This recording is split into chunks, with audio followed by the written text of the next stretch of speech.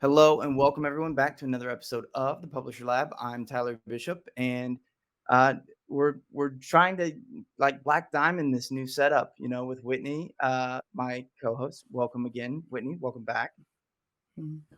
Welcoming you also from a remote location. So we decided we wanted to increase the difficulty levels and put our producer Manny to the test. Yeah, this is like the boss level of the publisher lab. So yeah, we're both remote today, figuring it out. I think we finally did. We got a new system up. And yeah, this is 2023. This stuff should work well, right? Yeah, After the pandemic. it's amazing the dramatic improvement I would say that hardware has had over the years. Yet Mhm.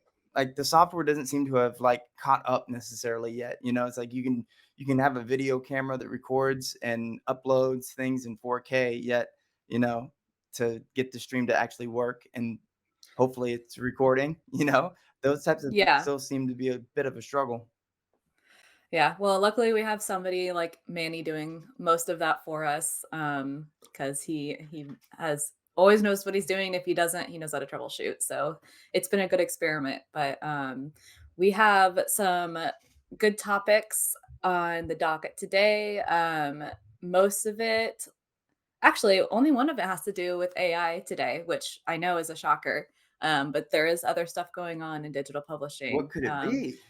I know. So it's once I say what they are, you're gonna be like, that makes sense. So Google is delaying its EU launch of AI chatbot after privacy regulation concerns.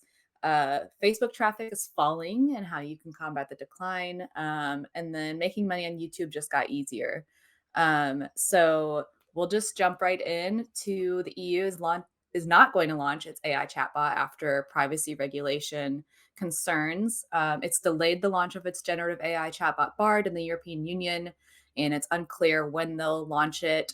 So there's been some concerns with Google, and it's waiting a response from Google regarding those concerns. When this came out, and I was looking at it, I think yesterday, Google had not provided adequate information and documentation to ease those worries. So just OpenAI's rival chatbot, uh, ChatGPT has been freely accessible in the EU since its research since it first came out. So I think Bard is struggling to get its feet in the EU, and it doesn't really seem like it's happening anytime soon. It's pretty open ended at this point. Yeah, I mean, I think this is the problem that a lot of the big tech platforms are going to have, sort of trying to keep up and make promises with it with AI and some of the advancements. So, like, you think about it, Google has a brand; they're a public company. So, if something looks like a total, I mean, I don't, you know what? I'll just say a crap show. I know that YouTube's worried about the first 15 minutes and curse words, so you guys know the other word. But if it's basically just like a goat wrangle and like it doesn't look good, that could affect things like the stock price. You've got a lot of different stakeholders at Google, lots of egos, assumingly, not just Google, but every big company is going to have Hmm. that.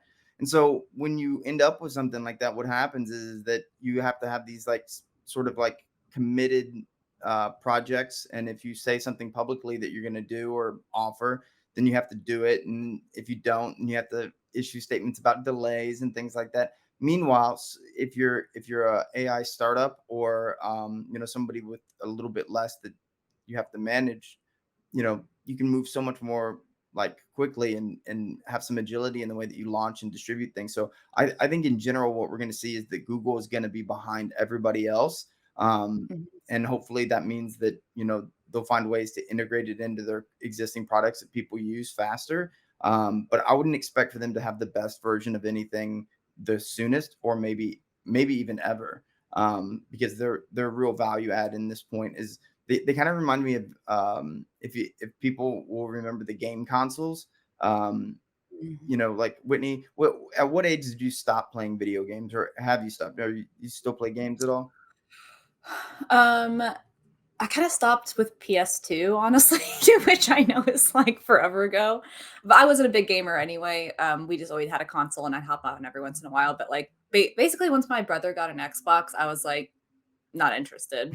Yeah, I mean, so once I like basically got out of college, I would stopped being a gamer completely. But it was right around the time that like I think maybe PS3, Xbox, whatever version of it was competitive there. But Nintendo had been keeping up for the longest time. Like I remember Nintendo 64. For those that have Mhm. no idea for references, it was kind of like an arms race between Microsoft, Sony, and Nintendo to have the best system in terms of like being able to render the best games, the most sort of like high quality graphics, all that kind of stuff. But it got to a point to where Nintendo instead focused more on the user's experience. So like that's where you get things like the Wii and sort of like the hand motion type technologies and things like that because it was really novelty and the user that made the most sense there for them. And I think that that's going to be Google's role here with AI as well. Is they're not necessarily going to be able to keep up, I don't think, with the innovation in terms of like the most advanced deep learning models, but I do think that they'll be able to keep up in terms of, maybe making some of the best products that people need to use. Um, but that's just my free advice. Yeah, like I was saying, I think that Google was kind of behind on this in the first place. And I think that where Google can really shine is, like you said, like putting it in its existing products and like kind of implementing it that way, but trying to keep up with it and like trying to like, I guess, like push Bard in as much as possible. I just think that Chat GPT is just so much farther ahead and more advanced and people like it more at this point. So it's not that they shouldn't continue to develop Bard, but I don't think that should be their main Yeah, focus. I agree with you on that. And I think if they're smart, they'll listen to their users. I always think, I mean, like publishers know this as much as anybody, but if you're making decisions without looking at your user data, and I don't mean like what you think they're behaving like, I mean like what they actually are doing. And if they look at the metrics from something like Bard and they find that people are not using the majority of the tool or not using it how they imagine, they should pivot quickly. And that has not Mhm. been a strength of theirs in the past. Agreed. Speaking of companies that should pivot quickly, why Facebook traffic is falling. um, so, publishers' referral traffic from Facebook has been declining industry wide. The decline in Facebook traffic began around the middle of last year and has been steadily falling since then. Um, so, in the past, referral traffic has kind of shown peaks and valleys. So, people aren't super concerned that it's, not that it's going to be something big and that it's just it's just a temporary thing is what some people are saying. But because Facebook remains the largest source of social referral traffic for publishers. And so I think that this is still really important to some publishers. And so some of it could be, due to its fight with legislators lately. People are kind of backing off Facebook. But ultimately, what I have seen in general is just that shift from Facebook onto other platforms has been slowly happening anyway, and this is just maybe following a pattern of ups and downs, but, like, I think in general, Facebook is becoming more and more Yeah. obsolete as far as, like, traffic, concerns. I think that they have a lot of places they could pivot outside of a social networking platform, but I don't think they're gonna do it. I think they're gonna hold on to the bitter end, but what do you think? Yeah, I mean, I think Facebook. I was a lot more optimistic about their business and their opportunities maybe a year or two ago, because Instagram still seemed to be the platform that could adopt pretty much. They could steal like the most recent social platform innovations, add it to theirs, and it Mhm, seemed to work. Facebook, on the other hand, like a lot of their growth is really associated with developments in countries that have predominantly not had fast internet or even internet access at all, and they've come in and they've kind of done a lot of what ISPs have done in the US. And I think we talked about this on a previous podcast, but they sort of are incumbent. You can kind of think of them as the msn.com. We have some publishers on the podcast that remember back whenever it was the default home screen for a lot of internet service providers. And so because of that, like there's some baked in user growth that happened there that it's not artificial. It's just that, it's sort of forced. And at some point, those users start falling off and more people become incumbent there in terms of competitors. So you have this kind of perfect storm where it's like, it may be waning in terms of popularity or as a destination for social media. And then on top of that, they seem to not really know their way forward in terms of the roadmap for Facebook proper. They seem very focused on all the other projects. Instagram maybe has a roadmap, but it seems like Facebook, they kind of like waver back and forth, and every 6 months there's a new announcement about what their focus is going to be on the news feed. Election cycles seem to help them a lot, so we've got one of those coming up in the next few years. So that may like kind of sustain the slowed growth for a little bit. But I would say that in a few years, without anything changing, I don't see a path where it looks like Facebook is, at, you know, near as relevant as it is today for websites that garner traffic from it. I totally agree. And this is something we'll repeat over and over again. You should never be referring on, or you should never be relying on an outside source for your traffic anyway. And so, if you're really worried about Facebook traffic declining over the next couple of years, it's time to pivot anyway. So I would suggest finding ways that you can invest in your audience, the audience that you have, which includes maybe emails and finding topics that your audience finds really valuable, and finding new ways of gaining traffic rather than relying on Facebook. But an AI is can help you do a bazillion things and make your list so much shorter. So, Facebook, getting rid of Facebook as a source you rely on might be something to tick off your list. Yeah, I mean, I'd always liken it to renting versus buying, where it's, you know, when you, a lot of people, they can't afford to buy a home, especially when they get out of school. So you have to rent, and that's how you sustain yourself until you're able to save up enough money to buy a home. And I think that that's really how audience building should be looked at as well, where it's like, you're gonna have to rent, an audience from some of these platforms, and Google included in that for a long time. And then eventually you'll have saved up an audience to where you don't necessarily have to buy, if you will, space on the platforms, meaning like you go all in and I'm a YouTuber or whatever. You can continue to rent offices around the world at that point, but you need to have a home base that you've paid for, and that's your audience. So I think that analogy still applies. I don't know if I've ever heard you say that analogy The rent before, but it versus makes a lot buy. of sense. Yeah, maybe. I don't know. It's been a couple of years I get the now. It might Super have Bowl just. one too, where yeah, talk about how like there's different types of audiences, but mainly from an advertiser perspective. Oh, yeah. No, I've heard your Super Bowl reference for sure. Um, I think honestly, if I had to give Facebook a position to or like a path to follow, I think that it shines in uh its events, like planning events, but which only works if people have Facebook. Mhm.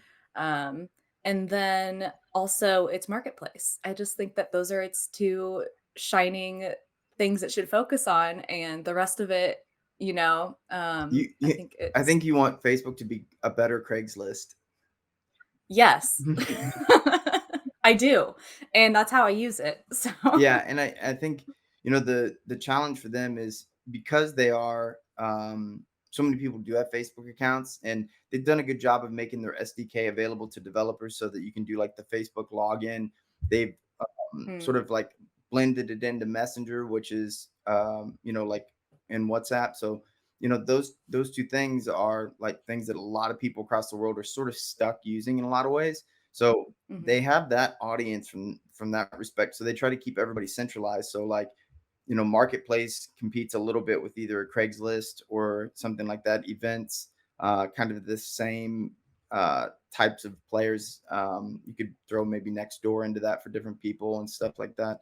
So for them, I think they sort of see themselves as like, we just need to duplicate all the other stuff out there, and then our audience will stay with us rather than moving off. But from a publisher's perspective, there's not anything Facebook is doing in that regard that really is to their benefit, or mhm. our benefit as a publisher. So, I would say that regardless of whether or not Facebook continues to thrive and grow as a business, for publishers, I can't see it doing anything but growing less relevant.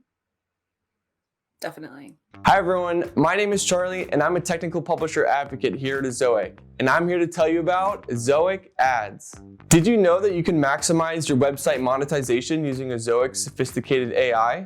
You can cater a different ad experience to each individual user going to your site. It's true. It's called Ad Tester, and you can automatically trigger multivariate testing to run thousands of experiments at once. You choose your goals and let Ezoic optimize each unique visit around them. Publishers have seen an increase of average monthly revenue by 36%. So what are you waiting for? Sign your site up to Ezoic and join the thousands of other publishers maximizing their revenue today.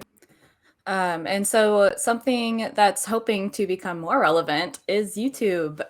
They are making it easier for people to make money off of their videos. So it's changed its eligibility rules for earning money through its YouTube partner program, and it now allows creators to access it earlier, giving you an opportunity to make revenue through fan funding features like channel membership, super chat, super thanks.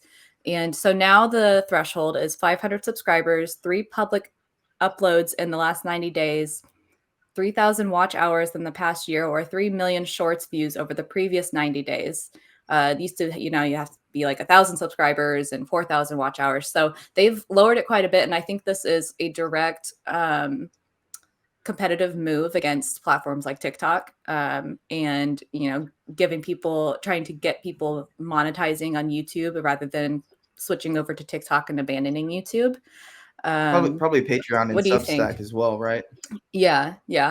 I'm not super familiar with Substack, but yeah, Patreon as well. I think it's just like this move to be more competitive in the space, whereas originally it was the space. Yeah, and it definitely still is in terms of it having a network effect. But I think that they're late here, and it kind of probably goes back to what we were talking about at the start of the podcast. But you think about it, like the reason why I think YouTube is focused on sort of the features of what like creators are looking for, which is things like being able to have paid users, subscriptions, alternative forms of monetization, more control over like how they present to their audiences and how they interact with them. But the reason why publishers want those things is because they want more control. And the reason is for the rent versus buy thing. It's like I don't want to be renting everything from YouTube, and I definitely don't want their hands in all my money. So like the reason why you would build a platform on your own website, upload your own video, have your own subscription payment process, like do it all yourself essentially, is because no one is going to put their hands in your money and take it. And beyond that, even like nobody's going to have their hands in your audience. So if you're a creator that is pulling all of your audience purely because you're a creator and they're coming to you, and YouTube, it's just happens to be on YouTube, then like YouTube offers no value. You should give them no money. But most sites and most publishers are going, and even creators are going to rely some amount on YouTube's algorithm. So that's fine. You can build on that platform, but realistically, it's like anybody that's coming to see you want that control. And so I do think that it may actually hurt YouTube in the long run, because you hand these publishers features at the very start, and the second they maybe start to build something on there that's considerable, they're going to probably branch out and continue to figure out how they can improve and find that there's better alternatives that you can use if you want to monetize your your audience that way. And you should, because yeah, it's less rigid. However, I do think that this maybe takes something away from the Patreons of the world in the short term. The TikToks, I don't see it. I really like the YouTube stories, but I get the feeling that they're not getting strong uptake, and that's purely just speculation based on my observations of people that I know that use the platform and then also are on YouTube constantly. Yeah, I feel like I don't know as many people who are YouTube obsessed as they are like TikTok obsessed. And partially that might just be like the people I'm surrounding myself with, or like younger people that I am surrounding myself with, that, they grew up on YouTube, but they have not adopted shorts the same way that they've adopted That's exactly what TikTok. I've seen too. And I think that if it's the younger audiences that have, that's their behavior, it's just a matter of time. So Yeah, hopefully exactly. I haven't make really it. seen any shorts. I don't really get on YouTube unless I need something. Some people like are, they have like shows they watch. I have a podcast or two that I might watch if I feel like, actually watching them. Otherwise, I just listen to it.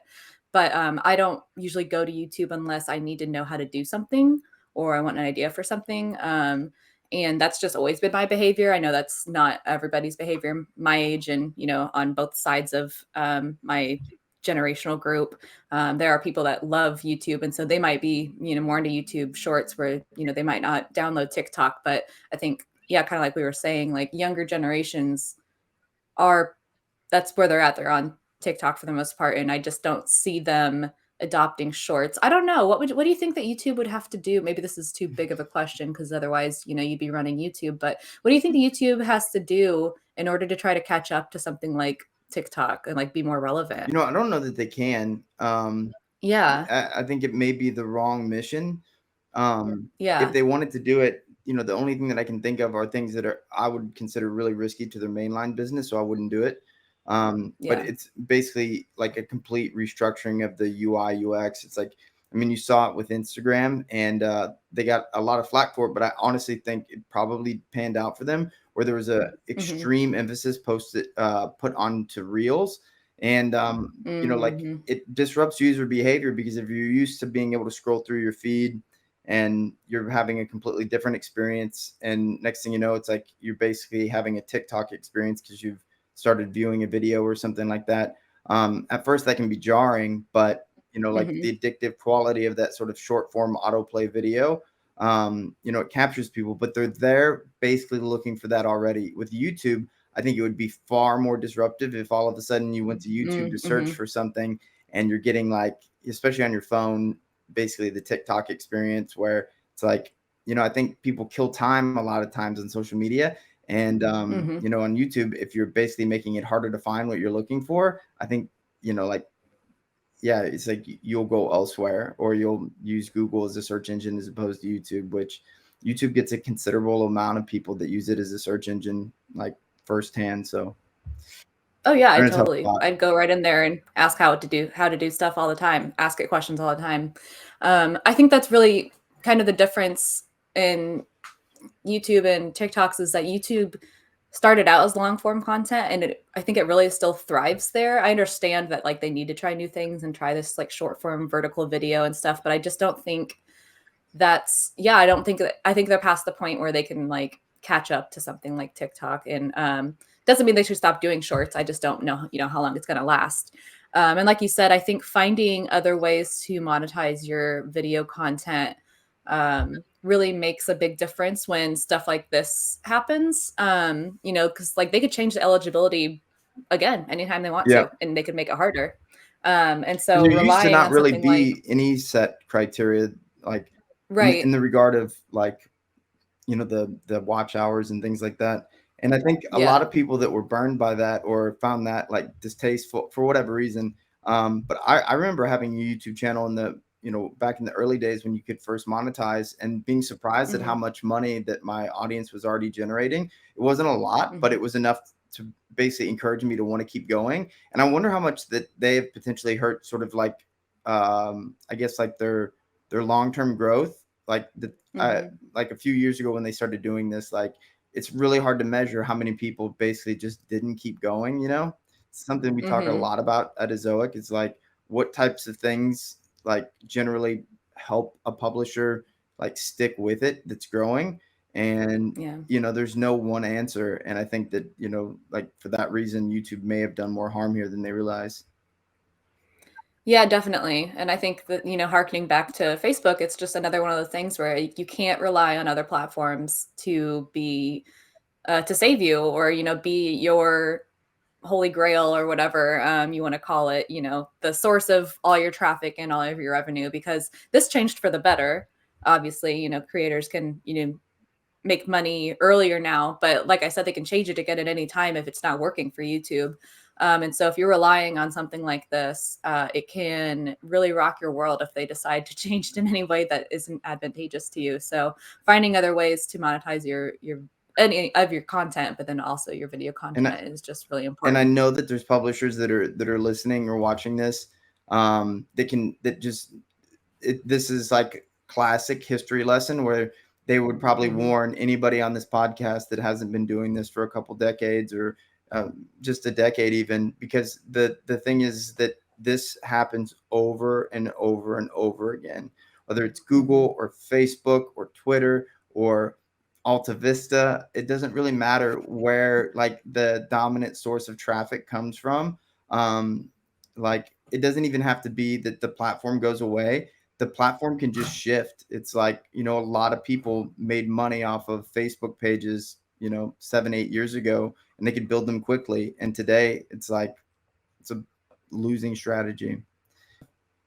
Yeah. No, that's all definitely true. All empires fall. So, when's it going to be YouTube's turn? We'll find out. Or really Google's, but I think the next 10 years are just going to be so interesting in digital publishing. As far as like who's, is Google gonna have to break up a little bit? Is, YouTube gonna lose its popularity? Is TikTok gonna get banned? Is AI gonna take over everything? I think that's also something we've mentioned here before. Just like the next 10 years, next 15 years, it's going to change drastically, and be prepared for it. It's going to be interesting. Absolutely. And we had a great question at the end of our last podcast. I think somebody had asked me about Markdown, and I gave an answer that probably scared everybody away from asking more questions because it was kind of a long one. He did reply. He said thank you. Oh, nice. So I have good news if you're listening. So one of the things that I've been experimenting with was so one of the sort of the strategy behind it is that there's been no web protocol for what they call portable content for a long time. So you can kind of think of portable content for those that are familiar with the idea of like a headless CMS or something like that. But realistically, it's like the reason why people install themes in a WordPress website or move from Wix to WordPress or WordPress to you name it, is because you basically want to change something about your site, but you don't want to mess up like any of the SEO stuff that you've done to the site, whether it's meta stuff in the background, whatever. So when you change just about anything, especially CMSs or whatever, like all the different fields and things like that that populate that data that you filled in or added to your site, like if it changes even a little bit, it's like we all know those things can affect sort of like the way that your site is either indexed or crawled or maybe even like ranked in the index. But beyond that, even it's just the content itself. Like if you move from one thing to the next, how many people have changed their theme on a WordPress site or migrated their site, and all of a sudden it's like nothing looks the way that it's supposed to or in the right places, or you lose something. So the idea behind the Markdown thing is that you would want to capture standardization of all that stuff, everything that's done for SEO, everything that is the content that users see, and basically make it like modular to where it's like, your author name, you could put it wherever you need to. You could, show it as a preview along with the description in one place, and then, display it in the article in the other, and where those things are at. And WordPress does that through a multitude of plugins, themes, and other things. So moving it around is really hard. So one of the things that I wanted to build was I built a plugin that automatically exports a site's content and then automatically makes it into like Markdown files that actually marry together all the stuff for SEO that publishers actually use and their content. So then you can just take these Markdown files and you literally could just you could put it anywhere. So you could get it indexed. You could, take it over to a headless CMS like that. You can host it for free. There's like really, really cool things you can do with it. But the problem is that nobody that builds this stuff is a publisher. So they have no idea what people actually are trying to accomplish.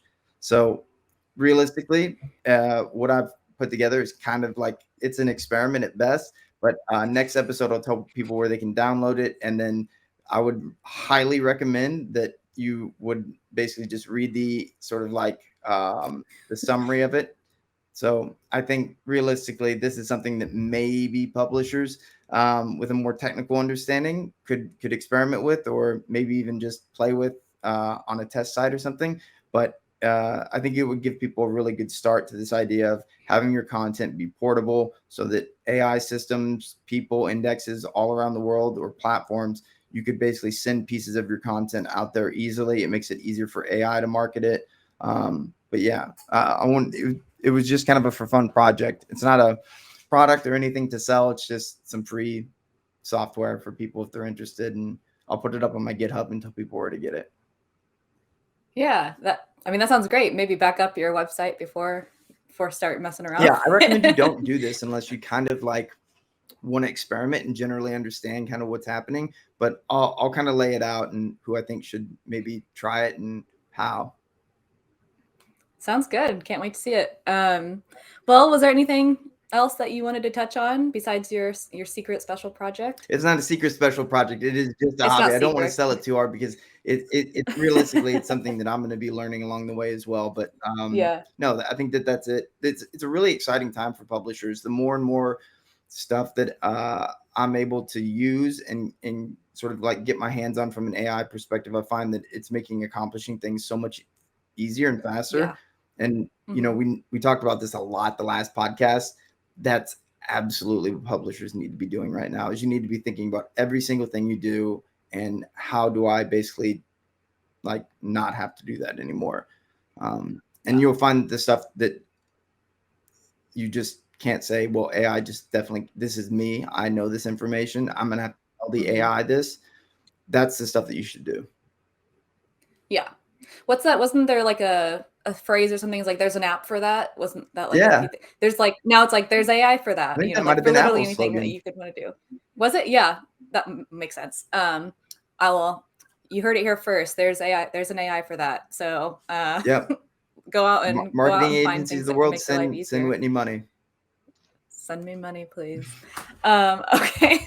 Well, that's all we have for this episode of the Publisher Lab. If you would like to watch us on YouTube, we are on our YouTube channel.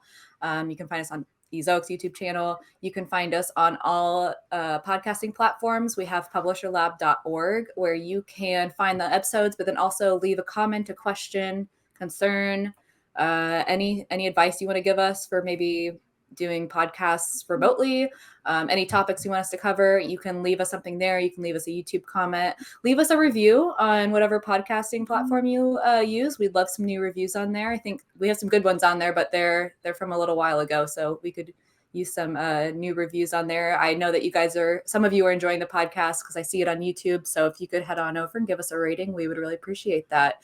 And this has been another episode of the Publisher Lab.